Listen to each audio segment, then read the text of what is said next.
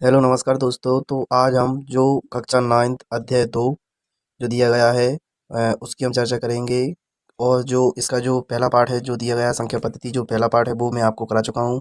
यदि वो आपने उस क्लास को नहीं देखा या आप उस चैप्टर को देखना चाहते हैं तो आप देख लेना।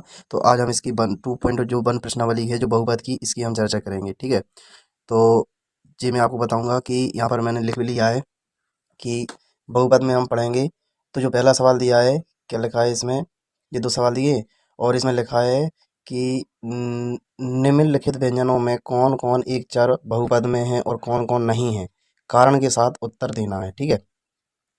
तो आप इसे देना इस प्रकार कि आप इसे लिख सकते हैं। अब पहले इसका बेसिक भी समझ सकते हैं कि जो बेसिक होता है वो क्या चर क्या होते हैं। अचर क्या होते हैं। जो चर होता है वो एक्स वाई और जेड होता है।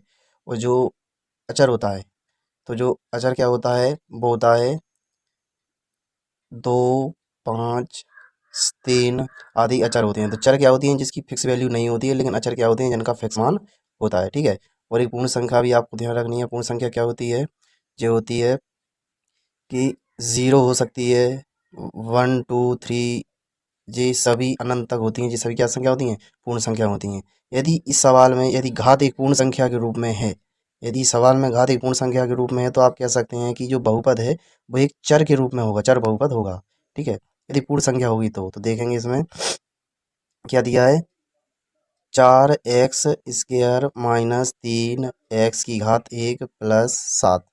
तो जिसमें चर दो हैं, एक एक्स है, दोनों एक्स हैं, तो इस पर घात क्या है, एक पूर्ण संख्या है। तो इस पर 2 है, इस पर 1 है। ठीक है। इस वजह से जो क्या होगी, एक चर बहुपद होगा।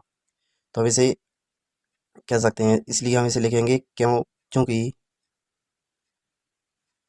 चर एक्स एक पूर्ण संख्या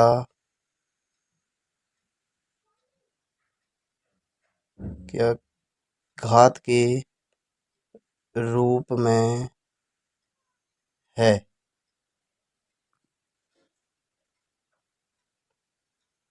अतः 4x² - 3x + 7 एक चर बहुपद, ऐसा हम कह सकते हैं कि यह एक क्या, एक चर बहुपद है। ठीक है। क्योंकि यहाँ पर जो घात है जो चर की वो क्या है, एक पूर्ण संख्या है।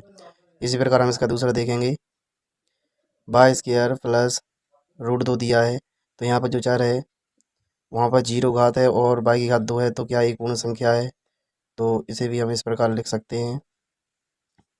कैसे लिखेंगे, चूंकि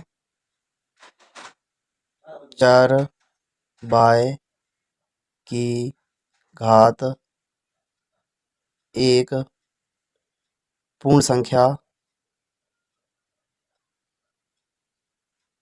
है। ठीक है। अतः y² + √2, ऐसा लिख सकते हैं, y² √2 एक चर बहुपद है। ठीक है।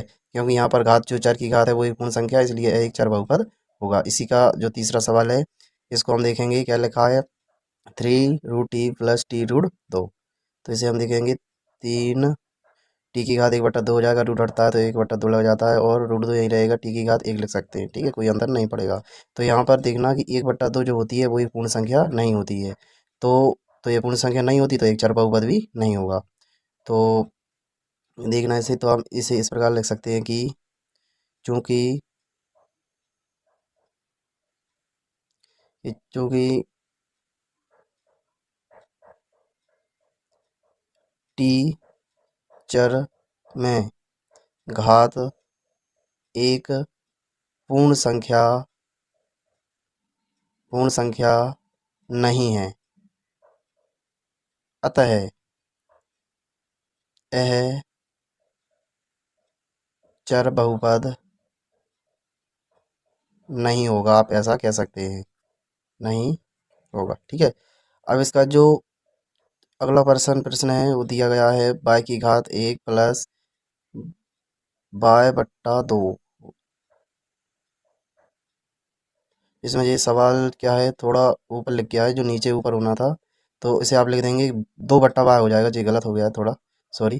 तो ये हो जाएगा 2/y। तो आप y को ऊपर पहुंचाएंगे तो जो हो जाएगा 2 की घात -1 हो जाएगी। तो यहाँ पर -1 है, चूँकि -1 पूर्ण संख्या नहीं होती है तो लिख देंगे अतः यह एक चर बहुपद नहीं है, क्योंकि यहाँ पर पूर्ण संख्या जो घात है वो नहीं है।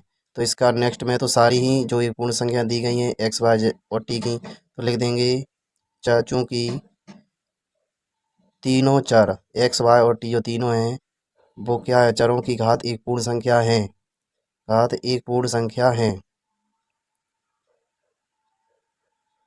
अतः यह एक चर बहुपद होगा। ऐसा आप लिख सकते हैं, बहुपद होगा। इस प्रकार जो हमारी जो प्रश्नावली 2.1 है इसका पहला प्रश्न कंप्लीट हुआ। और इसका जो नेक्स्ट प्रश्न है, जो दूसरा और तीसरा चौथा पांचवा, वो मैं अगली वीडियो में कराऊंगा।